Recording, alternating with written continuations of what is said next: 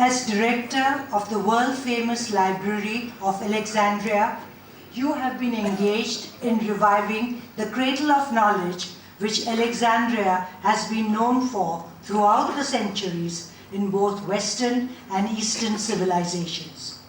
Each of the Bibliotheca Alexandria's affiliated research institutes and museums receives your caring attention. You also adorned the Distinguished University Professorship at University of Netherlands. You have served in a number of capacities in the World Bank, including as Vice President for Environmentally and Socially Sustainable Development and for Special Programs. Many and varied other programs in which you are rendering yeoman service to a number of institutions such as the Youth Employment Summit Campaign, the Consultative Group on International Agriculture Research, the Global Water Partnership, the World Commission for Water in the 21st Century, and the Consultative Group to Assist the Poorest.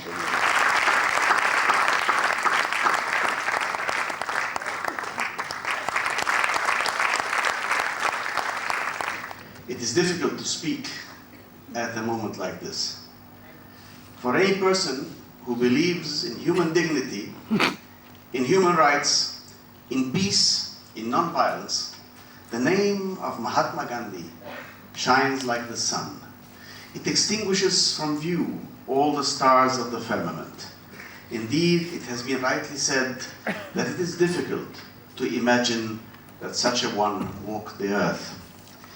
For me to receive an award in the name of Gandhi's closest supporter, and for having been judged to have lived and worked by his precepts, is an honor that surpasses all others.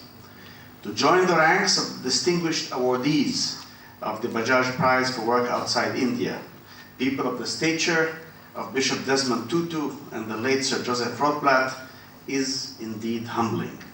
I hope to prove worthy of this great honor that you bestow on me this day. Today, 100 years after he launched nonviolence, and over half a century since his death, his words, his actions, his example still chart the path that we must all follow. In my long international career at the bank and later on in other institutions, I was guided by the precepts of Gandhi to speak truth to power and to give voice to the silent masses of the poor.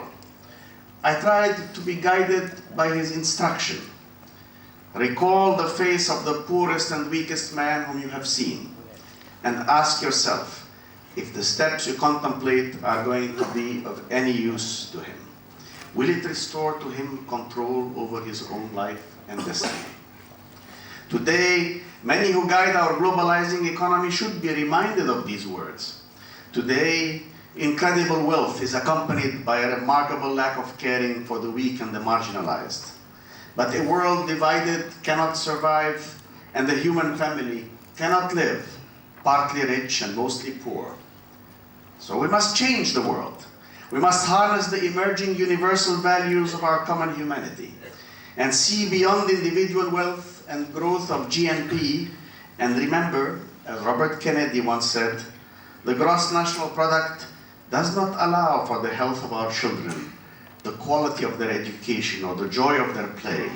It does not include the beauty of our poetry, or the strength of our marriages, the intelligence of our public debate, or the integrity of our public officials.